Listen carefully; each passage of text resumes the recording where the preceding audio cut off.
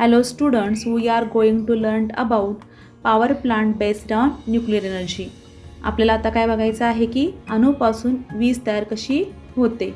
In the power plant based on nuclear energy, also steam turbine is used to rotate the generator. म्हणजे ह्याच्यामध्ये देखील आपण काय करायचे, अणु ऊर्जेवर आधारित विद्युत ऊर्जा निर्मिती केंद्रामध्ये सुद्धा जनित्र फिरवण्यासाठी वाफेवर चालणारे टर्बाइनच वापरले जातात. However, here the energy released by fission of nuclei of atoms like uranium or plutonium is used to generate the steam of high temperature and high pressure. The energy in the steam rotates the turbine, which in turn drives the generator producing electricity. म्हणजे या वाफेच्या शक्तीने turbine फिरते आणि त्यामुळे जनित्र फिरून विद्युत निर्मिती होते आणि या पद्धतीने लक्षात घ्या की अणूपासून कशा पद्धतीने वीज तयार होते.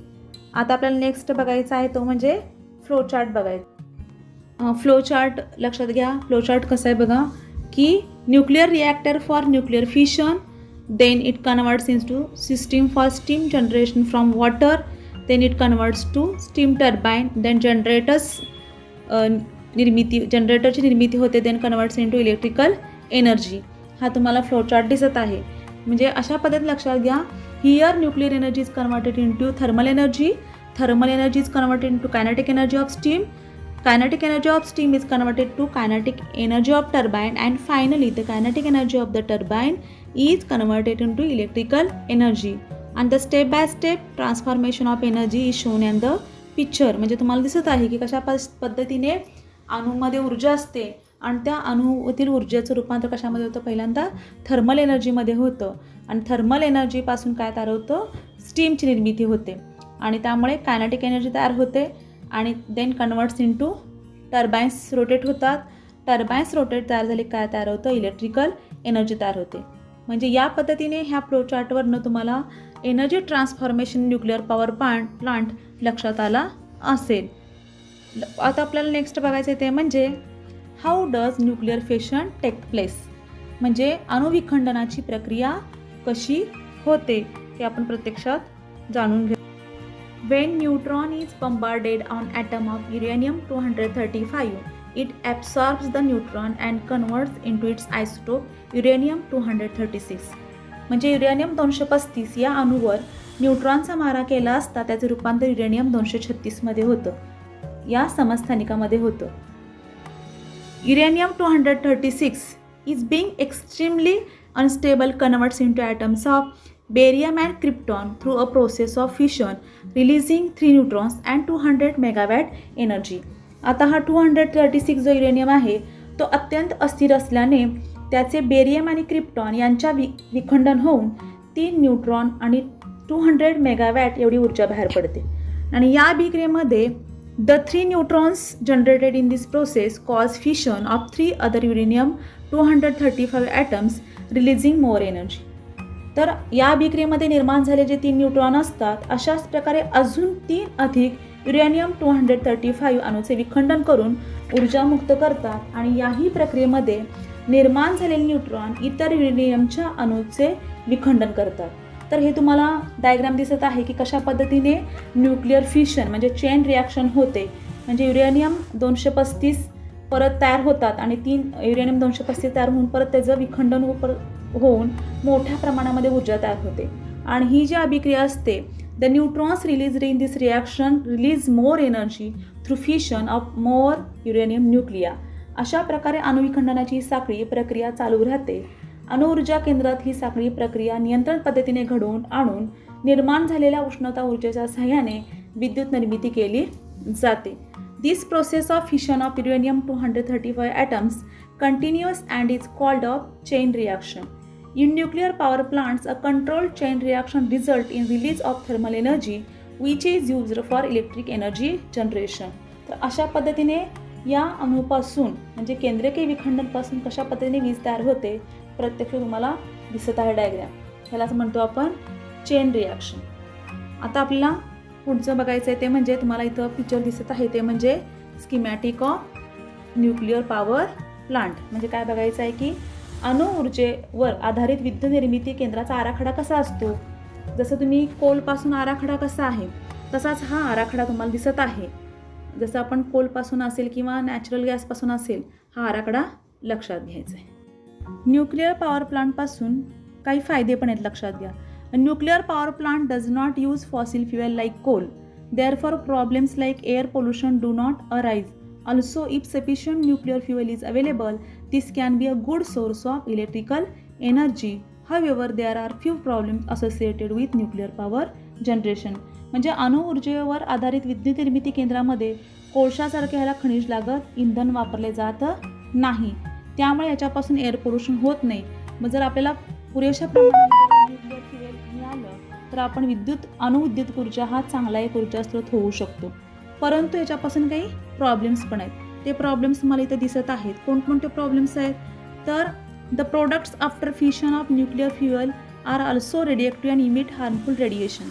म्हणजे याच्यापासून अतिशय घातक असे रेडिएशन तयार होतात आणि ते आपल्या शरीरावर जर सतत पडले तर त्यामुळे कॅन्सरसारख्या संकटाला सामोरं जावं लागत आहे.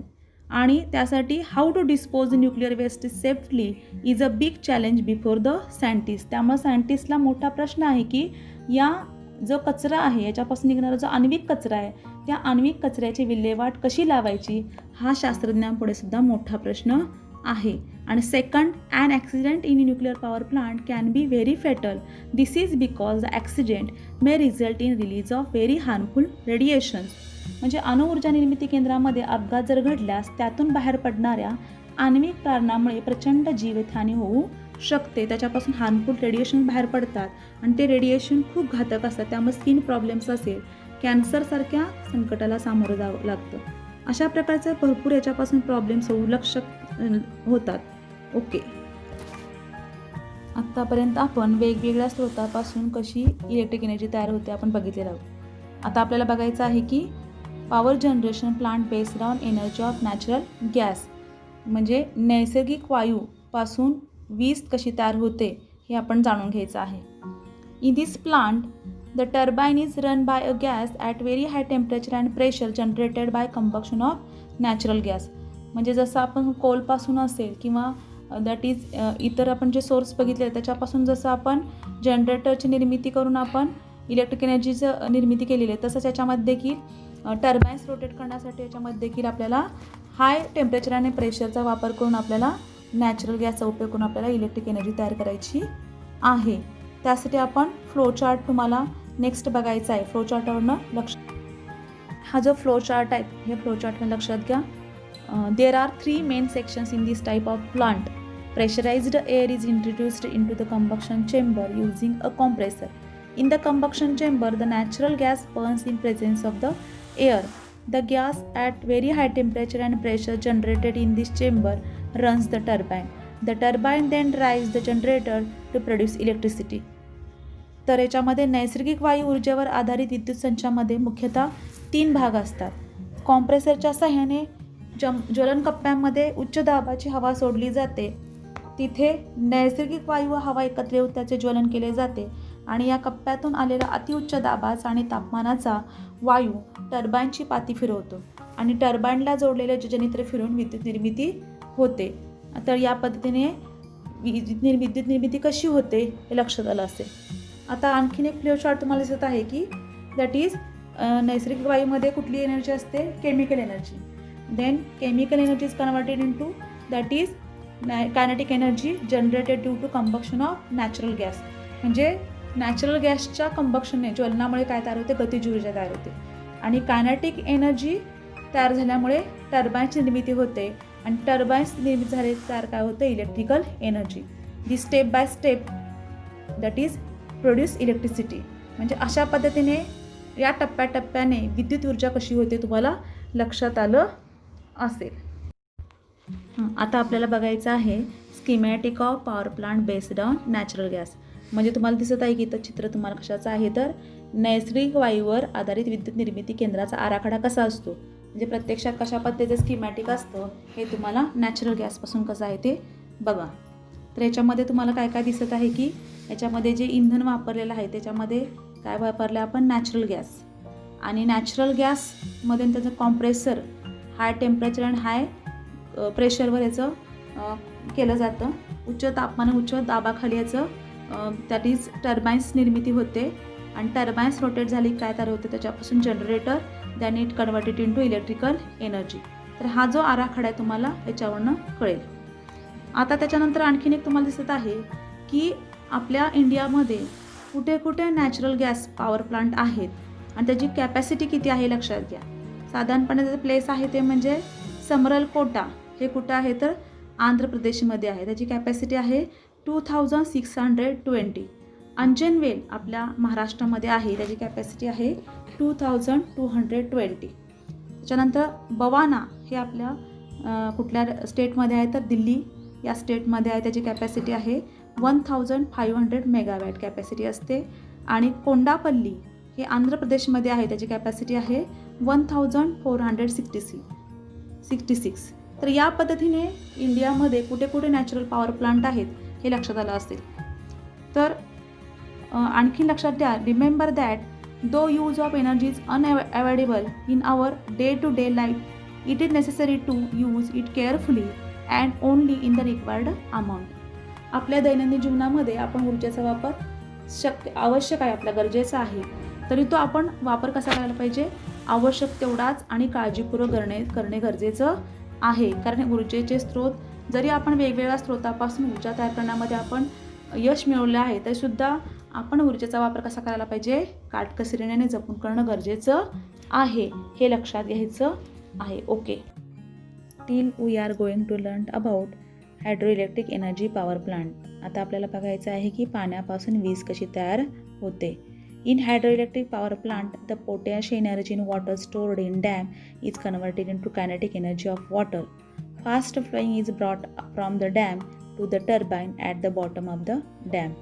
The kinetic energy of the flowing water drives the turbine. The turbine in turn drives the generator to generate electricity. म्हणजे लक्षात घ्या की पाण्यामध्ये, साठलेल्या पाण्यामध्ये कुठली ऊर्जा असते, स्थितीची ऊर्जा.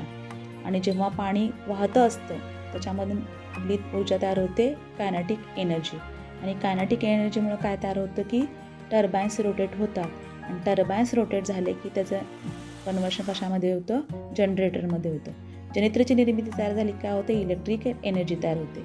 हे लक्षात घ्या. तुम्हाला हा फ्लो चार्ट दिसत आहे की वॉटर, स्टोर्ड वॉटरमध्ये पोटॅशियम एनर्जी असते. Potassium energy then converted into kinetic energy in flowing water, then converted into kinetic energy in turbine and then last converted into electrical energy. तर या पद्धतीने हा फ्लो चार्ट लक्षात घ्यायचा आहे. त्याच्यानंतर आपल्याला नेक्स्ट बघायचं आहे की schematic of hydro electric plant, म्हणजे कशा पद्धतीने जलविद्युत निर्मिती आराखडा असतो हे तुम्ही प्रत्यक्षात बघा, म्हणजे लक्षात येईल. म्हणजे कशा पद्धतीने त्याचे डॅम्समध्ये वॉल्स असतात, त्याच्यानंतर त्याच्यामध्ये टर्बाईन्स कसे असतात आणि कशा पद्धतीने इलेक्ट्रिक एनर्जी असते हे तुम्ही प्रत्यक्षात त्याचं आराखडा बघा, म्हणजे लक्षात येईल. आता आपल्याला पुढे बघायचं आहे ते म्हणजे advantage of hydro electric power plant and disadvantage of hydro electric power plant. म्हणजे ह्या जलविद्युत निर्मितीपासून काही फायदे पण आहेत आणि काही तोटे पण आहेत. आता पहिल्यांदा आपण बघूया advantage. Since no fuel is burnt in hydroelectric power generation, there is no pollution resulting from combustion of fuels. म्हणजे जलविद्युत निर्मिती केंद्रामध्ये कुठलंही इंधन लागत नाही आणि त्यामुळे याच्यापासून एअर पोल्युशन होत नाही, हा पहिला याचा फायदा आहे. Second, if there is sufficient water storage in the dam, it is possible to generate electricity as and when necessary. म्हणजे आपण हा पाण्याचा स्रोत साठलेला असल्यामुळे आपण पाहिजे तेव्हा काय करू शकतो, आपल्या गरजेनुसार आपण विद्युत निर्मिती करू शकतो, हा एक फायदा आहे. तर अशा पद्धतीचे ॲडव्हान्टेज सांगू शकतो आपण. डिसॲडव्हान्टेज म्हणजे the back water due to storage of water in dam may submerge villages or town in that area and this leads to the problems of the rehabilitation of the displaced population. Moreover, this can also submerge forest as well as fertile land.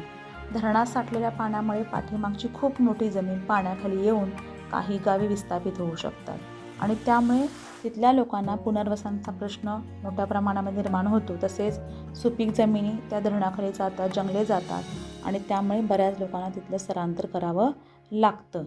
And second, the obstruction of the flow of river water may have adverse effect on living bird in the river. वाहत्याचा पाण्याचा प्रवाह वाढल्यामुळे पाण्यातील सजीवसृष्टीवर विपरीत परिणाम होऊ शकतो. हा second disadvantage आहे. म्हणजे जरी ह्याच्यापासून फायदे असले तरी ह्याच्यापासून काही तोटे पण आहेत, हे लक्षात घ्या. आता तुम्हाला प्रत्यक्षात इतर डायग्राम कोयना डॅमची दिसत आहे. आपल्या महाराष्ट्रामध्ये कोयना डॅम अतिशय मोठं डॅम आहे. त्या कोयना डॅमपासून फार मोठ्या प्रमाणामध्ये वीज तयार केली जाते. हे डॅम तुम्ही बघा. आता पुढे बघायचं आहे ते म्हणजे काही major hydro electric plants in India and their capacity. म्हणजे आपल्या भारतामध्ये कुठे कुठे जलविद्युत निर्मिती केंद्र आहे लक्षात घ्या. त्याचे काही प्लेस बघूयात आपण. टेहरी स्टेट कुठे आहे? उत्तराखंडामध्ये आहे. त्याची कॅपॅसिटी आहे 2400. त्याच्यानंतर कोयना डॅम आपल्या महाराष्ट्रामध्ये आहे. त्याची कॅपॅसिटी आहे 1960. अशा डिफरंट प्लेस ठिकाणी अशा पद्धतीचे हायड्रो इलेक्ट्रिक पॉवर प्लांट आहे. ओके.